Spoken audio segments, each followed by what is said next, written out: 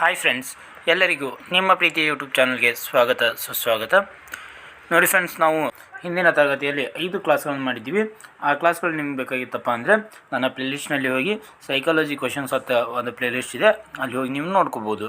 ಹೌದಾ, ಇವತ್ತಿನ ಕ್ಲಾಸಲ್ಲಿ ನಾವು ಒಂದು 20 ಪ್ರಶ್ನೆಗಳನ್ನು ಡಿಸ್ಕಷನ್ ಮಾಡ್ತಾ ಬರೋಣ. ಕ್ರಿಯಾಜನ್ಯ ಅನುಬಂಧನ ಕಲಿಕೆಯನ್ನು ಪ್ರತಿಪಾದಿಸಿದವರು. ನೋಡಿ ಫ್ರೆಂಡ್ಸ್, ಕ್ರಿಯಾಜನ್ಯ ಅನುಬಂಧನ ಕಲಿಕೆಯನ್ನು ಯಾರು ಪ್ರತಿಪಾದಿಸ್ತಾರಪ್ಪ ಅಂದರೆ ಇದಕ್ಕೆ ಸರಿಯಾದ ಉತ್ತರ ಸ್ಕಿನ್ನರ್. BF ಸ್ಕಿನ್ನರ್ ಅವರು ಕ್ರಿಯಾಜನ್ಯ ಅನುಬಂಧನ ಕಲಿಕೆಯನ್ನು ಪ್ರತಿಪಾದಿಸ್ತಾರೆ. ಹಾಗಾದರೆ ಈ BF ಸ್ಕಿನ್ನರ್ ಅವರು ಯಾವ ದೇಶದವರಪ್ಪ ಅಂದರೆ ಇವರು ಅಮೇರಿಕಾ ದೇಶದವರು. ಯಾವ ದೇಶದವರು? ಅಮೇರಿಕಾ ದೇಶದವರು. ಕ್ರಿಯಾಜನ್ಯ ಅನುಬಂಧನವನ್ನು ಈ ರೀತಿಯಲ್ಲಿಯೂ ಕರೆಯುವರು. ನೋಡಿ, ಕ್ರಿಯಾಜನ್ಯ ಅನುಬಂಧನಕ್ಕೆ ಒಂದು 3 ಹೆಸರಿದೆ.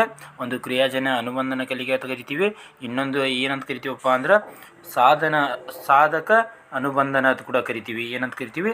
ಸಾಧಕ ಅನುಬಂಧನ. ತತ್ಕ್ಷಣ ಪುಷ್ಟೀಕರಣ ಕಲಿಕೆಯು ಯಾವ ಸಿದ್ಧಾಂತದ ಕೊಡುಗೆಯಾಗಿದೆ? ನೋಡಿ, ತತ್ಕ್ಷಣ ಪುಷ್ಟೀಕರಣ ಕಲಿಕೆ ಯಾವ ಸಿದ್ಧಾಂತದ ಕೊಡುಗೆಯಾಗಿದೆ ಅಂತ ಪ್ರಶ್ನೆ ಇದೆ. ಆಪ್ಷನ್ ಎ ಕ್ರಿಯಾಜನ್ಯ ಅನುಬಂಧನ, ಆಪ್ಷನ್ ಬಿ ಒಳನೋಟ ಕಲಿಕೆ, ಆಪ್ಷನ್ ಸಿ ಅಭಿಜಾತ ಅನುಬಂಧನ, ಆಪ್ಷನ್ ಡಿ ಪ್ರಯತ್ನ ದೋಷ ಕಲಿಕೆ. ಇದಕ್ಕೆ ಸರಿಯಾದ ಉತ್ತರ ಕ್ರಿಯಾಜನ್ಯ ಅನುಬಂಧನ. ನೋಡಿ, ತತ್ಕ್ಷಣ ಪುಷ್ಟೀಕರಣ ನೀಡುವುದು ಕ್ರಿಯಾಜನ್ಯ ಅನುಬಂಧನ ಕಲಿಕೆಯ ಒಂದು ಸಿದ್ಧಾಂತದ ಕೊಡುಗೆಯಾಗಿದೆ. ನೋಡಿ, ಈ ಕ್ರಿಯಾಜನ್ಯ ಅನುಬಂಧನ ಕಲಿಕೆಯನ್ನು ಯಾರು ಇದು ಮಾಡ್ತಾರಪ್ಪ ಅಂದರೆ ಸ್ಕಿನ್ನರ್. ಆಗಲೇ ಹೇಳಿದೆ ನಾನು, ಇದನ್ನು ಪ್ರತಿಪಾದಿಸಿದವರು ಯಾರಪ್ಪ ಅಂದರೆ ಸ್ಕಿನ್ನರ್ ಅವರು ಪ್ರತಿಪಾದಿಸ್ತಾರೆ. ಒಳನೋಟ ಕಲಿಕೆ ಅಂತ ಬರುತ್ತೆ. ಈ ಒಳನೋಟ ಕಲಿಕೆಯನ್ನು ಯಾರಪ್ಪ ಅಂದರೆ ಗೆಸ್ಟಾಲ್ಟ್ ಪಂಥದವರು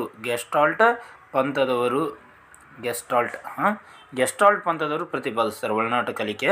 ಅದರಲ್ಲೂ ಕೂಡ ಪ್ರಯೋಗವನ್ನು ಮಾಡಿದವರು ಯಾರಪ್ಪ ಅಂದರೆ ಕೊಯ್ಲರ್. ಒಳನೋಟ ಕಲಿಕೆಗೆ ಬಗ್ಗೆ ಪ್ರಯೋಗ ಮಾಡಿದವರು ಕೊಯ್ಲರ್. ಅದಕ್ಕಾಗಿ ಒಳನೋಟ ಕಲಿಕೆ ಸಂಬಂಧಪಟ್ಟಿರೋದು ಕೊಯ್ಲರ್ ಗತೆ ಹೇಳ್ತೀವಿ ನಾವು. ಆದರೆ ನಾವು ಪಂಥ ವೈಸ್ ನೋಡ್ತಾ ಬಂದೀವಿ ಅಂದರೆ ಗೆಸ್ಟಾಲ್ಟ್ ಪಂಥ ಅಂತ ಅಂತೀವಿ. ಈ ಗೆಸ್ಟಾಲ್ಟ್ ಪಂಥ ಇದೆಯಲ್ಲ, ಇದೊಂದು ಗೆಸ್ಟಾಲ್ಟ್ ಅನ್ನೋದು ಒಂದು ಜರ್ಮನಿ ಪದ, ಜರ್ಮನಿ ದೇಶದವರು ಇವರು. ಈ ಗೆಸ್ಟಾಲ್ಟ್ ಪಂಥ ಅಂದರೆ ಇವರೆಲ್ಲರೂ ಕೂಡ ಒಂದೇ ರೀತಿಯಾಗಿ ಅಂದರೆ ಒಂದೊಂದು ರೀತಿಯಾಗಿ ಏನು ವರ್ತನೆಯನ್ನು ತೋರಿಸ್ತಾರಲ್ಲ ಅಥವಾ ಅವರೊಂದು ಕಲಿಕೆಯನ್ನು ಉಂಟು ಮಾಡ್ತಾರಲ್ಲ ಒಂದು ಪ್ರಯೋಗದ ಮೂಲಕ, ಅವರಿಗೆ ಒಂದು ಗುಂಪು ಅಂತ ಕರಿತೀವಿ. ಹೌದಾ, ಈ ಗೆಸ್ಟಾಲ್ಟ್ ಅನ್ನೋದು ಒಂದು ಜರ್ಮನ್ ಪದ. ಈ ಗೆಸ್ಟಾಲ್ಟ್ ಪಂಥದ ಸ್ಥಾಪಕ ಯಾರಪ್ಪ ಅಂದರೆ ವರ್ದ್ಮಿಯರ್. ಯಾರು? ವರ್ದ್ಮಿಯರ್ ಈ ಗೆಸ್ಟಾಲ್ಟ್ ಪಂಥದ ಸ್ಥಾಪಕ. ಓಕೆನಾ. ನೆಕ್ಸ್ಟ್ ನಾವು ಅಭಿಜಾತ ಅನುಬಂಧನ ಕಲಿಕೆ ಅಂತ ನೋಡಿದ್ದೀವಿ. ನಾವು ನಿನ್ನೆ ಕ್ಲಾಸ್ನಲ್ಲಿ ಏನು ನೋಡಿದ್ದೀವಿ? ನಾವು ಅಭಿಜಾತ ಅನುಬಂಧನ ಕಲಿಕೆ. ಇದನ್ನು ಯಾರು ಪ್ರತಿಪಾದಿಸ್ತಾರಪ್ಪ ಅಂದರೆ ಪಾವ್ಲೋವ್ ಪ್ರತಿಪಾದಿಸ್ತಾರೆ. ಯಾರು? ಪಾವ್ಲೋವ್. ನೆಕ್ಸ್ಟ್ ಪ್ರಯತ್ನ ದೋಷ ಕಲಿಕೆ ಥಾರ್ನ್ಡೈಕ್. EP ಥಾರ್ನ್ಡೈಕ್. ನೋಡಿ, ಇವೆಲ್ಲ ನೆನಪಿಟ್ಕೊಳ್ಳಿ. ಕ್ರಿಯಾಜನ್ಯ ಅನುಬಂಧನ ಕಲಿಕೆ ಇದ್ರೆ ಸ್ಕಿನ್ನರ್, BF ಸ್ಕಿನ್ನರ್ ಅಂತ ಕರಿತೀವಿ. ಒಳನೋಟ ಕಲಿಕೆಯಪ್ಪ ಅಂದರೆ ಗೆಸ್ಟಾಲ್ಟ್ ಪಂಥ ಅಥವಾ ನಾವು ಡೈರೆಕ್ಟಾಗಿ ಕೊಯ್ಲರ್ ಅಂತ ಹೇಳ್ಬೋದು. ಯಾಕಪ್ಪ ಅಂದರೆ ಅವರು ಪ್ರಾಣಿ ಮೇಲೆ ಪ್ರಯೋಗ ಮಾಡ್ತಾರೆ. ಕೊಯ್ಲರ್ ಅವರು ಯಾವ ಪ್ರಾಣಿ ಮೇಲೆ ಪ್ರಯೋಗ ಮಾಡ್ತಾರಪ್ಪ ಅಂದ್ರೆ ಸುಲ್ತಾನ್ ಎಂಬಂಥ ಚಿಂಪಾಂಜಿಯ ಮೇಲೆ ಪ್ರಯೋಗ ಮಾಡ್ತಾರೆ. ಆ ಚಿಂಪಾಂಜಿ ಹೆಸರು ಸುಲ್ತಾನ. ನೆಕ್ಸ್ಟ್ ಅಭಿಜಾತ ಅನುಬಂಧನ ಪಾವ್ಲೋ ಅವರು ಮಾಡ್ತಾರೆ. ಪಾವ್ಲೋ ಅವರು ನಾಯಿ ಮೇಲೆ ಮಾಡ್ತಾರೆ. ನೆಕ್ಸ್ಟ್ ಥಾರ್ನ್ಡೈಕ್ ಅವರು ಪ್ರಯತ್ನ ದೋಷ ಕಲಿಕೆ ಅಥವಾ ಪ್ರಯತ್ನ ಪ್ರಮಾದ ಕಲಿಕೆ ಅಂತ ಕರಿತೀವಿ. ಅವರು ಬೆಕ್ಕಿನ ಮೇಲೆ ಮಾಡ್ತಾರೆ. ಹಾಗಾದರೆ ಸ್ಕಿನ್ನರ್ ಅವರು ಮಾಡಿದ್ದು ಯಾವ ಮೇಲಪ್ಪ ಅಂದರೆ ಪಾರಿವಾಳದ ಮೇಲೆ ಪ್ರಯೋಗವನ್ನು ಮಾಡ್ತಾರೆ. ಕ್ರಿಯಾಜನ್ಯ ಅನುಬಂಧನ ಪ್ರಯೋಗವನ್ನು ಪ್ರಯೋಗಶಾಲೆಯಲ್ಲಿ ಈ ಕೆಳಗಿನ ಯಾವ ಪೆಟ್ಟಿಗೆಯನ್ನು ಬಳಸಿರುತ್ತಾರೆ? ನೋಡಿ, ಕ್ರಿಯಾಜನ್ಯ ಅನುಬಂಧನ ಪ್ರಯೋಗಕ್ಕಾಗಿ ಪ್ರಯೋಗಶಾಲೆಯಲ್ಲಿ ಸ್ಕಿನ್ನರ್ ಅವರು ಯಾವ ಪೆಟ್ಟಿಗೆಯನ್ನು ಬಳಸಿರ್ತಾರಪ್ಪ ಅಂದರೆ ಸ್ಕಿನ್ನರ್ನ ಪೆಟ್ಟಿಗೆಯನ್ನು ಬಳಸಿರ್ತಾರೆ. ಯಾವ ಪೆಟ್ಟಿಗೆ? ಸ್ಕಿನ್ನರ್ನ ಪೆಟ್ಟಿಗೆ. ಹಾಗಾದರೆ ಸಮಸ್ಯೆ ಪೆಟ್ಟಿಗೆಯನ್ನು ಯಾರು ಬಳಸಿದ್ರಪ್ಪ ಅಂದರೆ ಥಾರ್ನ್ಡೈಕ್ ಅವರು ಬಳಸಿದರು. ಯಾರು? ಥಾರ್ನ್ಡೈಕ್ ಅವರು ತಮ್ಮ ಪ್ರಯತ್ನ ಪ್ರಮಾದ ಕಲಿಕೆಯಲ್ಲಿ ಈ ಸಮಸ್ಯೆ ಪೆಟ್ಟಿಗೆಯನ್ನು ಬಳಸಿದ್ರು. ಆದರೆ ಸ್ಕಿನ್ನರ್ ಅವರು ತಮ್ಮ ಕ್ರಿಯಾಜನ್ಯ ಅನುಬಂಧನ ಪ್ರಯೋಗದಲ್ಲಿ ಸ್ಕಿನ್ನರ್ನ ಪೆಟ್ಟಿಗೆಯನ್ನು ಬಳಸ್ತಾರೆ. ಓಕೆನಾ. ಯಾವ ಕಲಿಕೆಯ ಸಿದ್ಧಾಂತವನ್ನು R ಮಾದರಿ ಸಿದ್ಧಾಂತ ಎಂದು ಕರೆಯುತ್ತಾರೆ? ನೋಡಿ, ಯಾವ ಕಲಿಕೆಯ ಸಿದ್ಧಾಂತವನ್ನು ನಾವು R ಮಾದರಿ ಕಲಿಕಾ ಸಿದ್ಧಾಂತ ಅಂತ ಕರಿತೀವಪ್ಪ ಅಂದರೆ ನಾವು ಸ್ಕಿನ್ನರ್ ಅವರ ಕ್ರಿಯಾಜನ್ಯ ಅನುಬಂಧನ ಸಿದ್ಧಾಂತ. ಸ್ಕಿನ್ನರ್ ಅವರ ಕ್ರಿಯಾಜನ್ಯ ಅನುಬಂಧನ ಸಿದ್ಧಾಂತವನ್ನು ನಾವೇನಂತ ಕರಿತೀವಿ? R ಮಾದರಿ ಸಿದ್ಧಾಂತ ಅಂತೇಳಿ ಕರಿತೀವಿ. ಹಾಗಾದರೆ ಥಾರ್ನ್ಡೈಕ್ ಅವರ ಪ್ರಯತ್ನ ಪ್ರಮಾದ ಕಲಿಕೆ ಸಿದ್ಧಾಂತವನ್ನು ನಾವು SR bond, stimulus and response bond ಅಂತೇಳಿ ನಾವು ಕರಿತಿದ್ವಿ. ಇಲ್ಲಿ ಇವೆರಡರ ನಡು ಬಂಧ ಉಂಟಾಗ್ತಿತ್ತು. ಅದಕ್ಕಾಗಿ SR ಬಾಂಡ್ ಅಥವಾ SR ಬಂಧ ಕಲಿಕಾ ಸಿದ್ಧಾಂತ ಅಂತ ಕರಿತಿದ್ವಿ. ಹೌದಾ. ಪಾವ್ಲೋ ಅವರ ಏನು ಸಾಂಪ್ರದಾಯಿಕ ಅನುಬಂಧನ ಕಲಿಕೆ ಅಥವಾ ಅನುಬಂಧನ ಸಿದ್ಧಾಂತ ಅಥವಾ ಅಭಿಜಾತ ಅನುಬಂಧನ ಸಿದ್ಧಾಂತವನ್ನು ಮಂಡಿಸ್ತಾರಲ್ಲ, ಅದರಲ್ಲಿ ಕೊನೆಯದಾಗಿ ಏನಾಗುತ್ತಪ್ಪ ಅಂದರೆ CR ಸಿಗುತ್ತೆ ಅನ್ನೋದು ನಾವು ನಿನಗೆ ಕ್ಲಾಸ್ನಲ್ಲಿ ನೋಡಿದ್ದೀವಿ. ಓಕೆನಾ. ನೆಕ್ಸ್ಟ್, ಯೋಜಿತ ಹಾಗೂ ಅನುಕ್ರಮದ ವರ್ತನಾ ಬದಲಾವಣೆಯನ್ನು ಸೂಚಿಸುವ ಕಲಿಕಾ ಸಿದ್ಧಾಂತ. ನೋಡಿ, ಯೋಜಿತ ಮತ್ತು ಹಾಗೂ ಅನುಕ್ರಮದ ವರ್ತನಾ ಬದಲಾವಣೆಯನ್ನು ಸೂಚಿಸುವಂಥ ಕಲಿಕಾ ಸಿದ್ಧಾಂತ ಯಾವುದಪ್ಪ ಅಂದರೆ ಇದಕ್ಕೆ ಸಂಬಂಧಪಟ್ಟಂಥ ಸರಿಯಾದ ಉತ್ತರ ಕ್ರಿಯಾಜನ್ಯ ಅನುಬಂಧನ. ಯಾವುದು? ಕ್ರಿಯಾಜನ್ಯ ಅನುಬಂಧನ. ಇದು ಏನಪ್ಪ ಅಂದರೆ ಯೋಜಿತ ಮತ್ತು ಅನುಕ್ರಮದ ವರ್ತನಾ ಬದಲಾವಣೆಯನ್ನು ಸೂಚಿಸುವಂಥ ಒಂದು ಕಲಿಕಾ ಸಿದ್ಧಾಂತವಾಗೈತಿ. ಒಂದು ಮಗು ಯಾವಾಗ ಉತ್ತಮ ಸಾಧಕನಾಗುತ್ತಾನೆಂದರೆ ಅವನ ಪೋಷಕರು ಡ್ಯಾಶ್. ಇದಕ್ಕೆ ಆಪ್ಷನ್ ಎ ಅವನ ವರ್ತನೆ ಬಗ್ಗೆ ತಟಸ್ಥರಾಗಿದ್ದಾರೆ, ಆಪ್ಷನ್ ಬಿ ಅವನ ವರ್ತನೆಯನ್ನು ಶಿಕ್ಷಿಸಿದಾಗ, ಆಪ್ಷನ್ ಸಿ ಸಾಧನೆಯ ವರ್ತನೆಯನ್ನು ಪುರಸ್ಕರಿಸಿದಾಗ, ಆಪ್ಷನ್ ಡಿ ಅವನ ವರ್ತನೆಯನ್ನು ಕಡೆಗಣಿಸಿದಾಗ. ನೋಡಿ, ಒಂದು ಮಗು ಯಾವಾಗ ಉತ್ತಮ ಸಾಧಕನಾಗ್ತಾನಪ್ಪ ಅಂದ್ರೆ ಅವನ ಸಾಧನೆಯ ವರ್ತನೆಯನ್ನು ಪೋಷಕ ಏನು ಮಾಡಬೇಕು? ಪುರಸ್ಕರಿಸಬೇಕು. ಯಾವುದರ ವರ್ತನೆಯನ್ನು? ಸಾಧನೆಯ ವರ್ತನೆಯನ್ನು. ಅವಾಗ ಮಾತ್ರ ಒಬ್ಬವ ಉತ್ತಮ ಸಾಧಕನಾಗ್ತಾನೆ ಒಬ್ಬ ಮಗು. ಓಕೆನಾ. ನೆಕ್ಸ್ಟ್, ಒಂದು ಮಗುವನ್ನು ಅವನ ದುರ್ವರ್ತನೆಗೆ ಶಿಕ್ಷಿಸುವುದು.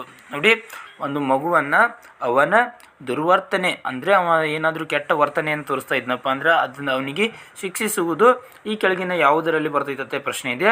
ಆಪ್ಷನ್ ಎ ಪರಿಣಾಮಕಾರಿಯಲ್ಲದ ವರ್ತನಾ ಪುಷ್ಟೀಕರಣ, ಆಪ್ಷನ್ ಬಿ ಧನಾತ್ಮಕ ಪುಷ್ಟೀಕರಣ. ಧನಾತ್ಮಕ ಅಂತೂ ಆಗೋಕ್ಕೆ ಸಾಧ್ಯನೇ ಇಲ್ಲ, ಬಿಕಾಸ್ ಇಲ್ಲಿ ಏನು ಮಾಡ್ತಾಯಿದ್ದಾರೆ? ಶಿಕ್ಷಿಸ್ತಾ ಇದ್ದಾರೆ. ಧನಾತ್ಮಕ ಆಗಲ್ಲ. ನೆಕ್ಸ್ಟ್, ಋಣಾತ್ಮಕ ಸಾಮಾಜಿಕ ಸೃಷ್ಟೀಕರಣ. Option D ಪುಷ್ಟೀಕರಣವಲ್ಲ. ಇದಕ್ಕೆ ಸರಿಯಾದ ಉತ್ತರ ಋಣಾತ್ಮಕ ಸಾಮಾಜಿಕ ಪುಷ್ಟೀಕರಣ. ಯಾಕಪ್ಪ ಅಂದ್ರೆ ಅವ ಏನು ಮಾಡ್ತಾ ಇದ್ದಾನೆ? ದುರ್ವರ್ತನೆಯನ್ನು ತೋರಿಸ್ತಾ ಇದ್ದಾನೆ. ಆ ದುರ್ವರ್ತನೆಗೆ ಪೋಷಕರು ಶಿಕ್ಷಿಸ್ತಾ ಇದ್ದಾರೆ. ಅದು ಏನಪ್ಪ ಅಂದರೆ ಋಣಾತ್ಮಕ ಸಾಮಾಜಿಕ ಪುಷ್ಟೀಕರಣ. ರೇಖಾಗತ ಕಾರ್ಯಕ್ರಮ ಅನ್ವಯ ಕಲಿಕಾ ವಿಧಾನವನ್ನು ವಿನ್ಯಾಸಗೊಳಿಸಿದವರು. ನೋಡಿ, ರೇಖಾಗತ ಕಾರ್ಯಕ್ರಮ ಅನ್ವಯ ಕಲಿಕಾ ವಿಧಾನವನ್ನು ಯಾರು ವಿನ್ಯಾಸಗೊಳಿಸ್ತಾರಪ್ಪ ಅಂದರೆ ಇದಕ್ಕೆ ಸರಿಯಾದ ಉತ್ತರ BF ಸ್ಕಿನ್ನರ್. ಯಾರು? BF ಸ್ಕಿನ್ನರ್ ಅವರು. ಓಕೆ, ಇವ್ರದ್ದು ಸಿದ್ಧಾಂತ ಯಾವುದು? ಕ್ರಿಯಾಜನ್ಯ ಅನುಬಂಧನ ಕಲಿಕೆ. ಕ್ರಿಯಾಜನ್ಯ ಅನುಬಂಧನ ಕಲಿಕೆ. ಥಾಂಡೈಕ್ ಅವರು ಪ್ರಯತ್ನ ಪ್ರಮಾದ ಕಲಿಕೆ.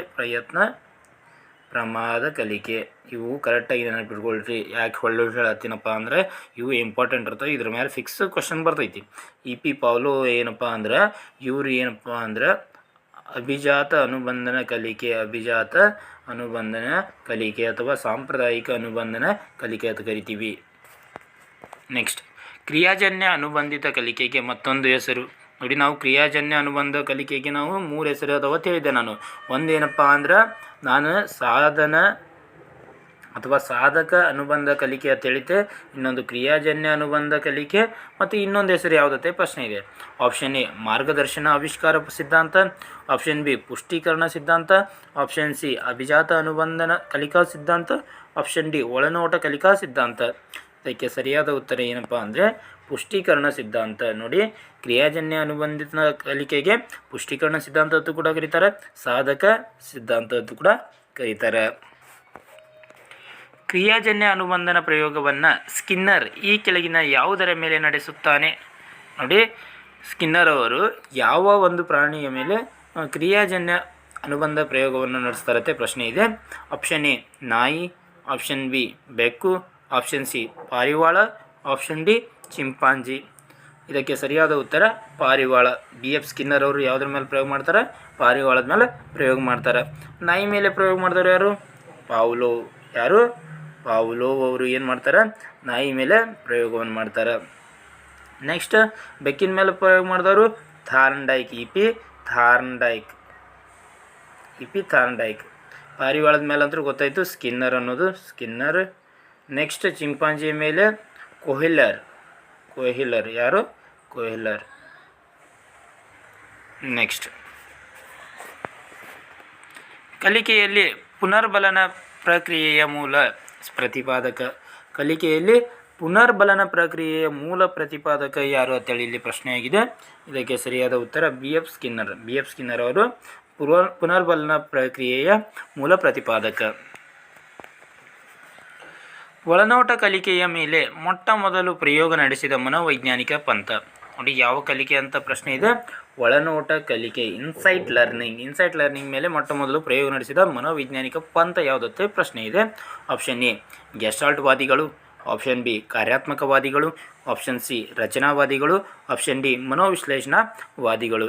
ಇದಕ್ಕೆ ಸರಿಯಾದ ಉತ್ತರ ಗೆಸ್ಟಾಲ್ಟ್ವಾದಿಗಳು ಒಳನೋಟ ಕಲಿಕೆಯ ಮೇಲೆ ಮೊಟ್ಟ ಮೊದಲ ಪ್ರಯೋಗ ನಡೆಸಿದಂಥ ಮನೋವೈಜ್ಞಾನಿಕ ಪಂಥ. ಹಾಗಾದರೆ ಗೆಸ್ಟಾಲ್ಟ್ವಾದಿಗಳು ಯಾವ ದೇಶದವರಪ್ಪ ಅಂದರೆ ಜರ್ಮನ್ ದೇಶದವರು. ಯಾವ ದೇಶದವರು? ಜರ್ಮನ್ ದೇಶದವರು. ಈ ಗೆಸ್ಟಾಲ್ಟ್ವಾದಿಗಳ ಸ್ಥಾಪಕತೆ ಯಾರಿಗೆ ಕರಿತೀವಿ ಅಂತ ಕೇಳಿದೆ ನಾನು, ವರ್ದ್ ಮಿಯರ್. ಯಾರಿಗೆ? ವರ್ದ್ ಮಿಯರ್ ಅವರಿಗೆ ಗೆಸ್ಟಾಲ್ಟ್ವಾದಿಗಳ ಸ್ಥಾಪಕ ಅಂತ ಕರಿತೀವಿ. ಗೆಸ್ಟಾಲ್ಟ್ ಎಂಬುದು ಒಂದು ಡ್ಯಾಶ್ ಪದ. ಗೆಸ್ಟಾಲ್ಟ್ ಎಂಬುದು ಒಂದು ಜರ್ಮನ್ ಪದ, ಜರ್ಮನ್ ಭಾಷೆಯಿಂದ ಬಂದಿರುವಂಥ ಒಂದು ಪದವಾಗೈತಿ. ಗೆಸ್ಟಾಲ್ಟ್ ಸಿದ್ಧಾಂತದ ಮೂಲಾಂಶ ಏನಪ್ಪ ಅಂದರೆ ಅರ್ಥಪೂರ್ಣ ಕಲಿಕೆ. ನೋಡಿ, ಅರ್ಥಪೂರ್ಣವಾಗಿ ಕಲಿಸ್ಬೇಕು ಅಂತ ಹೇಳ್ತಾರೆ ಯಾರು? ಗೆಸ್ಟಾಲ್ಟ್ ಸಿದ್ಧಾಂತದವರು. ನೋಡಿ, ಮೊದಲಿಗೆ ಪ್ರಯತ್ನದೋಷ ಕಲಿಕೆ ಏನು ಮಾಡಿರ್ತಾನೆ ಯಾರು? ತಾಂಡಾಯಿಕ ಆ ಬೆಕ್ಕಿಗೆ ಏನು ಮಾಡಿರ್ತಾನೆ? ಪ್ರಚೋದನೆಯನ್ನು ನೀಡಿ ಪ್ರತಿಕ್ರಿಯಿಸುವಂತೆ ಮಾಡಿರ್ತಾನೆ. ಆದರೆ ಆ ಬೇಕೇನು ಮಾಡಿರುತ್ತೆ, ಅದು ಏನು ಮಾಡಿರುತ್ತಪ್ಪ ಅಂದರೆ ಒಂದು ಸಮಸ್ಯೆ ಪೆಟ್ಟಿಗೆಯಿಂದ ಹೊರಗೆ ಬಂದು ಏನು ಮಾಡಿರುತ್ತೆ? ಮೀನನ್ನು ತಿಂದಿರುತ್ತೆ. ಫಸ್ಟ್ ಬೆಕ್ಕು ಬಂದು ಮೀನನ್ನು ತಿಂದಿರುತ್ತೆ. ಆದರೆ ಅದರ ಏನಿರುತ್ತಪ್ಪ ಅಲ್ಲ, ಈ ಸೈಡ್ ಏನು ಮಾಡಿರ್ತಾನೆ? ಅದಕ್ಕೆ ಬಾಗಿಲನ್ನು ಮಾಡಿರ್ತಾನೆ. ಬೆಕ್ಕಿಗೆ ಹೊರ ಬರೋಕ್ಕೆ ಬಾಗಿಲನ್ನು ಈ ಸೈಡ್ ಮಾಡಿರ್ತಾನೆ. ಅದನ್ನೇ ಈ ಸೈಡ್ ಮಾಡಿದೇವಪ್ಪ ಅಂದ್ರೆ ಬೆಕ್ಕಿಗೆ ಹೊರಗೆ ಬರೋಕ್ಕಾಗಲ್ಲ. ಪ್ರತಿ ಸಲ ಈ ಸೈಡ್ ಬರೋಕ್ಕೆ ಟ್ರೈ ಮಾಡುತ್ತೆ. ಅಂದರೆ ಅದು ಕಲಿಕೆ ಹೆಂಗಾಗಿತ್ತು? ಕೇವಲ ಒನ್ ಸೈಡ್ ಕಲಿಕೆ ಆಗಿತ್ತು, ಅರ್ಥಪೂರ್ಣವಾಗಿರಲಿಲ್ಲ. ಅಂದರೆ ಅದು ಜ್ಞಾನಕ್ಕೆ ಅನುಗುಣವಾಗಿ ಕಲಿಕೆ ಆಗಿರಲಿಲ್ಲ. ಜ್ಞಾನಕ್ಕೆ ಅಂದರೆ ಮೆದುಳಿಗೆ ಅನುಗುಣವಾಗಿ ಕಲಿಕೆಯಾಗಿರಲಿಲ್ಲ. ಅದಕ್ಕಾಗಿ ಗೆಸ್ಟಾಲ್ಟ್ ಪಂಥದವ್ರು ಹೇಳ್ತಾರೆ ಕಲಿಕೆ ಅನ್ನೋದು ಹೆಂಗಿರ್ಬೇಕಪ್ಪ ಅಂದ್ರೆ ಅರ್ಥಪೂರ್ಣ ಕಲಿಕೆಯಾಗಿರಬೇಕು ಅಂತ ಅಂತಾರೆ. ಅರ್ಥಪೂರ್ಣ ಅಂದರೆ ಯಾವ ರೀತಿಯಪ್ಪ ಅಂದರೆ ಮೆದುಳಿಗೆ, ಅಂದರೆ ಇವಾಗ ನೋಡಿ ಈ ಕಡೆ ಬಾಗಿಲಿದೆ ಅಂತ ತಿಳ್ಕೊಳ್ಳಿ, ಆ ಕಡೆ ಬಾಗಿಲಿದ್ದರೂ ಕೂಡ ಆ ಪ್ರಾಣಿಗೆ ಕಲಿಕೆ ಉಂಟಾಗಿರಬೇಕು. ಅದನ್ನೇ ನಾವು ಬೇರೆ ಕಡೆ ಇಟ್ಟಿವಿ ಅಂದರೂ, ಬಾಗಿಲನ್ನು ಬೇರೆ ಕಡೆ ಇಟ್ಟಿವಿ ಅಂದರೂ ಕೂಡ ಕಲಿಕೆ ಉಂಟಾಗಬೇಕು. ಅಲ್ಲಿಂದ ಕೂಡ ಹೊರಗೆ ಬರುವಂಥ ಅದು ಪ್ರಯತ್ನವನ್ನು ಮಾಡಬೇಕು, ಹೊರಗೆ ಬಂದು ಮೀನನ್ನು ತಿನ್ಬೇಕಂತೆ. ಆ ರೀತಿ ಅವ್ರಿಗೂ ಅರ್ಥಪೂರ್ಣ ಕಲಿಕೆ ಇರಬೇಕಂತ ಹೇಳ್ತಾರೆ. ಅದೇ ರೀತಿ ಇವರು ಗೆಸ್ಟಾಲ್ಟ್ ಸಿದ್ಧಾಂತದಲ್ಲಿ ಇವರು ಏನು ಬಳಕೆ ಮಾಡ್ತಾರಪ್ಪ ಅಂದರೆ ಒಳನೋಟ ಕಲಿಕೆಯಲ್ಲಿ ಕೊಯ್ಲರ್ ಅವರು ಚಿಂಪಾಂಜಿಯನ್ನು ಬಳಕೆ ಮಾಡ್ತಾರೆ. ಚಿಂಪಾಂಜಿ ಅಂದರೆ ಅದು ಒಂದು ಬುದ್ಧಿವಂತ ಪ್ರಾಣಿ. ಚಿಂಪಾಂಜಿಯನ್ನು ಬಳಕೆ ಮಾಡ್ತಾರೆ.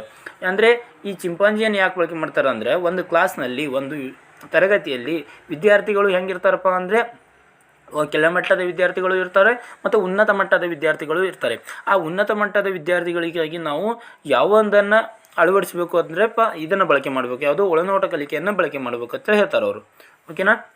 ನೆಕ್ಸ್ಟ್, ಒಳನೋಟ ಕಲಿಕೆಯನ್ನು ಪ್ರತಿಪಾದಿಸಿದವರು. ಇದಕ್ಕೆ ಸರಿಯಾದ ಉತ್ತರ ಕೊಯ್ಲರ್ ಅವರು. ಯಾರು? ಕೊಯ್ಲರ್ ಅವರು ಒಳನೋಟ ಕಲಿಕೆಯನ್ನು ಪ್ರತಿಪಾದಿಸ್ತಾರೆ.